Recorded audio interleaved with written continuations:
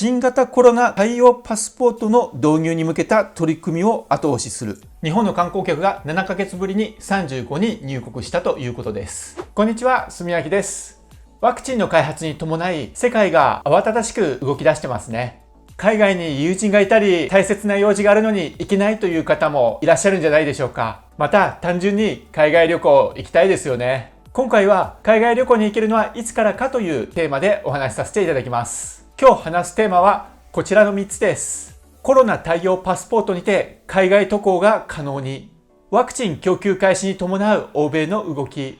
アジア諸国での海外渡航の現状、この3つについて旅人歴20年以上、毎年アフリカに行っている私、住明が海外の最新情報をお届けいたします。今回の動画では現在の世界の状況をお話ししますので、この動画を見ると海外渡航に関しての今後の展望が見えてくると思うので、ぜひ最後まで見てみてください。またこのチャンネルでは海外のこととか旅のこととかいろいろ最新情報から危険情報、おすすめ情報までお伝えしてますので、これからもいろいろな情報を発信していきますので、ぜひチャンネル登録よろしくお願いします。それではまずはじめにコロナ対応電子パスの話題についてお話しします。こちらの記事を見てみてください。11月の26日 NNA の記事になります。国際航空運送協会 IATA は23日、海外旅行者が新型コロナウイルスに感染していないことやワクチン接種済みであることを証明する電子パス IATA トラベルパスの開発が最終段階にあると発表しました。検疫措置なしで海外旅行を可能にするための鍵は、新型コロナの検査、旅行者の身分証明書に一致する検査結果を安全に管理、共有、検証する世界的な情報インフラの構築と指摘し、IATA トラベルパスがその役割を担うと説明したとあります。要するにこれは IATA トラベルパスというものが今作られていて、それが最終段階に入っているということなんですが、これを使うことにより、この IATA トラベルパスがそれぞれの人の新型コロナの検査結果であるとか、ワクチンを接種しているか、そういったことを証明してくれるものとなり、海外渡航を各人ができるようになるということだと思います。またこちらにありますが、年内に試験運用を実施し、来年の第1四半期1月から3月の運用開始を目指す。来年1月から3月ぐらいから運用が開始される予定だということです。もちろん状況は変わる可能性はあるんですが、今のところ1月から3月、これを予定して動いているということです。もう一つこちらの記事を見てみてください。11月24日のブルームバーグの記事になります。IATA は新型コロナウイルスに感染していないと旅行者が証明するのに役立つモバイルアプリの開発に取り組んでいる。ワクチンの承認が近づく中、いわゆる新型コロナ対応パスポートの導入に向けた取り組みを後押しする。トラベルパスと称するアプリでは、予防接種の証明と検査結果が表示されるほか、入国規則や最寄りの検査所の詳細が記載される。また、所有者のパスポートの電子コピーにリンクし、所有者の身元も証明できる。ということは、これは先の記事で出てきた IATA トラベルパスのことだと思うんですが、このトラベルパスというものはアプリであって、そしてそのアプリは所有者のパスポートとリンクし、新型コロナウイルスに対する検査結果であるとか、ワクチンを打ったかどうかという、そういった証明をすることができる。このアプリを使うことによって海外渡航ができるということになるんだと思います。そしてこちらにあるんですが、Apple 機器では来年1月から3月、Android 端末では4月から導入されるということです。お持ちのスマートフォン、これでこのアプリをダウンロードできるということなんじゃないかと思います。そしてダウンロードしてそのアプリを使うことによって海外への行き来ができるようになる、そういうことになるんじゃないかと思います。ワクチンの開発に伴い、このように海外渡航への準備がだんだんと進められてきているというような、そういったことになると思うんですが、今回のテーマの2つ目、ワクチン開発に対して欧米の今後の対応はどういうような状況になっていくかということについて見ていこうと思います。それではまた記事を見ていきたいと思います。まずこちらは24日のロイター通信の記事になります。フランスのマクロン大統領は24日、新型コロナウイルスの感染再拡大を受けたロックダウンを今週末から緩和すると発表した。クリスマスに向けて店舗や劇場、映画館が再開し、家族で休暇を過ごせるようになるという。マクロン大統領はテレビ演説で国内での感染第2波は峠を越えたと表明。ただ、3回目のロックダウンを避けるためにあらゆる対策を取る必要があるとし、レストランやカフェ、バーは来年1月20日まで閉鎖を続けるとした。また、マクロン氏は新型コロナワクチンの接種を最もリスクの高い市民や高齢者を対象に12月末か来年1月初めに始めると表明。ただ、ワクチン接種の義務化はしないということです。フランスはだんだんクリスマスに向けて規制が緩和されていく。そして今年の末から来年の頭にかけてワクチンの接種が開始されていくということです。ただやはりワクチンを打つことに関して不安という意見も出ているようで、それがこちらになります。世界経済フォーラム向けにイプソスが行った調査によると、フランスではワクチン接種に肯定的な人の割合が 59% で、米国の 67% やイギリスの 85% に比べて少ないとあります。ワクチン接種が可能になったとしても、マクロン大統領も義務化はしないというふうに言ってますが、ワクチンを受けない人も出てくるんじゃないかと思います。というか逆にこのイギリスの 85% ってすごい数字だなと、すごいワクチンに対しての信用度だなと思うんですが、皆さんはどうでしょうか。ワクチンを日本で受けられるということになってきましたら、皆さんは受けたいと思うでしょうか、それとも受けたくないと思うでしょうか。フランスは肯定的な人が 59% ということでございます。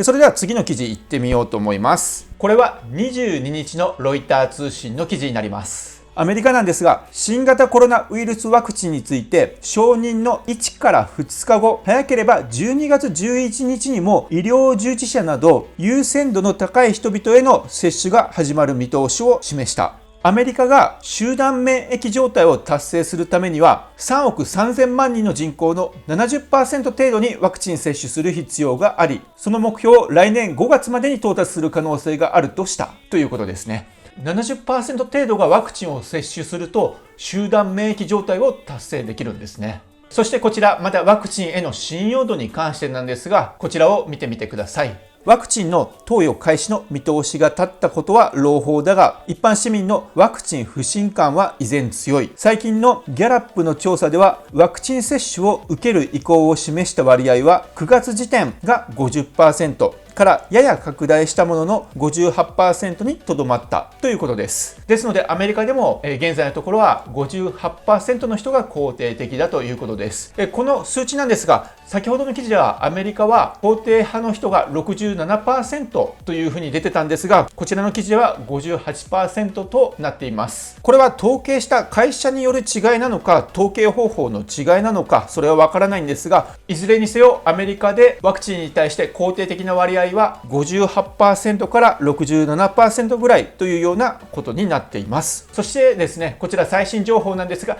11月27日のロイター通信の記事になります。こちらを見てみてください。トランプアメリカ大統領は26日、中東など海外に駐留するアメリカ軍人とのオンライン会合で、新型コロナウイルス感染症のワクチン配布が早ければ来週にも始まると語ったとあります。ですのでアメリカは早急にワクチンの接種を始める、その準備を進めているという状況にあるようです。ですのでこの流れはワクチンでの何か大きな不具合が見つからない限り、各国がどんどんワクチンを接種していってコロナを収束に向かわせるような、そういった方向性で動いているということが言えると思います。それでは次、こちらの記事を見てください。イギリスです。ロイター通信23日の記事になります。ジョンソンイギリス首相は23日、新型コロナウイルス感染拡大を受けて再導入したロックダウンを終了させ、感染率が低い地域で経済を再開させる従来の措置に12月2日から戻る方針を発表した。イギリス政府は今月5日からロックダウンを再導入したが、ジョンソン首相は感染率が低下したとして計画通り措置を緩和すると説明したという記事があります。イギリスもロックダウンを終了させ、年末のクリスマスに向けて規制を緩和していく方針だということです。それでは次はイタリアロイター通信24日の記事になります。新型コロナウイルスワクチンを2021年初めの数ヶ月間で1600万回接種する方針、政府が明らかにしたとあります。このワクチンは2回の接種が必要で、1600万回は800万人分に当たる。関係筋は早ければ1月に400万回、その後3ヶ月でさらに1200万回を接種すると述べたとあります。なのでイタリアもワクチン接種を2021年初めからだんだんと開始していく予定だということになります。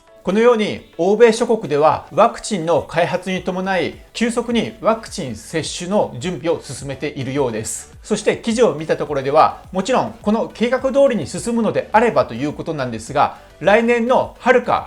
ぎぐらいまでにはある程度の人数がワクチンを接種してコロナの収束に向かわせるというような、そういった方向で動いているというようなところが見えてくると思います。それでは3つ目なんですが、アジアの状況についてお話しします。こちらはアジアトラベルノートの記事なんですが、11月25日のものです。こちらを見てみてください。タイでは入国規制により今年4月から9月までは観光目的での外国人旅行者はゼロの状態が続いていましたが、10月下旬になり観光ビザや期間限定で設けられた特別観光ビザでの入国が可能になったことで、3月末以来およそ7ヶ月ぶりに観光客のタイ訪問が実現。ただし国際線の乗り入れ規制や入国後も14日間の隔離措置が必要なことなどから、その数は限定的なものにとどまっていて、10月にタイに入国した外国人観光客はわずか1201人でした。3月末以来観光客が1人も訪れてなかったらしいんですが、10月から観光客の受け入れが再開されたということです。そして1071人が10月にタイに入国したということです。タイはやはり観光産業で収益を上げている国でもあるので、観光客が減ると大きなダメージなんだと思います。そういったところでこのように少しずつ観光客の受け入れを始めたんだと思います。そしてこちらの記事なんですが、国籍別トップ5は中国471人、カンボジア231人、クウェート89人、日本35人、イギリス27人の順。日本が4位に入ってますね。日本の観光客が7ヶ月ぶりに35人入国したということです。ちなみにこちらにも興味深い記事がありましたので紹介させていただきます。タイ保健省では感染リスクが低いと判断した国・地域からの渡航者に対する隔離期間を10日に短縮することを計画していましたが、本日行われた新型コロナウイルス感染症対策センターの本会議でこの提案は見送られ、当面はこれまで通り14日間を維持することになりましたということです。タイとしてはなるべく観光客を呼び戻したいので10日間の隔離期間にしようとしたんですが、感染者が多いですとかいろいろな事情があるんだと思うんですが、10日間に短縮することを断念し14日間のままにしたということが書いてあります。次はこちらの記事になります。シンガポールに関して NHK から11月21日の記事です。シンガポール政府は新型コロナウイルスの感染者が急増している日本などからの入国者に対する検疫措置を厳格化し、政府が指定した施設での2週間の隔離を義務付けると発表しました。この措置は22日深夜から実施されますということなので、今もう実施されているということですね。日本からシンガポールへの入国については両国政府の合意に基づいて9月の中旬以降、日本からの短期の出張者は行動計画書を事前に提出するなどした上で、シンガポール到着後の PCR 検査で陰性が確認されれば隔離措置が免除されていました。シンガポールでは20日までの10日間国内での感染は確認されていないものの、外国から入国する人については多い日で20人近く感染が確認されています。このため保健省は空港などでの水際対策を強化していて、海外の感染拡大の状況に応じ措置を見直すとしています。ということですので、シンガポールについては今までより日本人の入国の条件が厳しくなっているということになります。それではフィリピンを見ていきましょう。 NNA11 月23日の記事になります。フィリピン政府は20日、新型コロナウイルス対策で実施している外国人への入国規制で緩和措置の対象を拡大すると発表した。今月11月1日から適用している措置に特定の貿易業者や投資家などを新たに加える。国内経済が低迷する中、国内の感染拡大が一定の範囲で収まっていることから、ビジネス関連の外国人の入国制限を緩和して経済回復に弾みをつけたい考えだ。対象に追加するのはフィリピンと自国との間での貿易や商売を目的とした人や、フィリピン国内で投資した会社の運営をする人など、クラーク開発公社などが発給したビザの保有者も含める。一方、幅広い業種の外国人が取得する一般的な就労ビザの保有者は含まれない。対象者は入国時に有効なビザを保有している必要があるほか、入国後に一定期間の自主隔離が求められる。ということですね。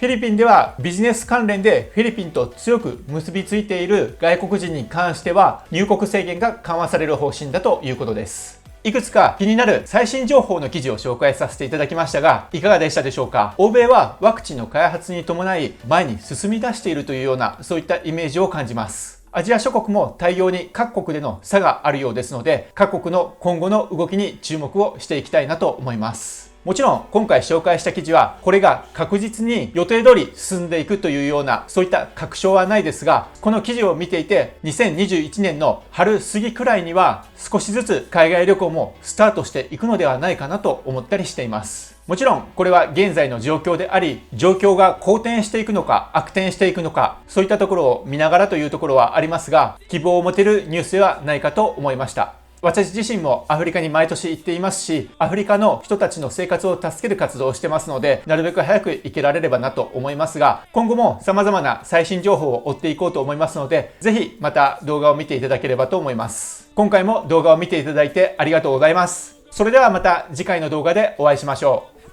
う。バイバイ。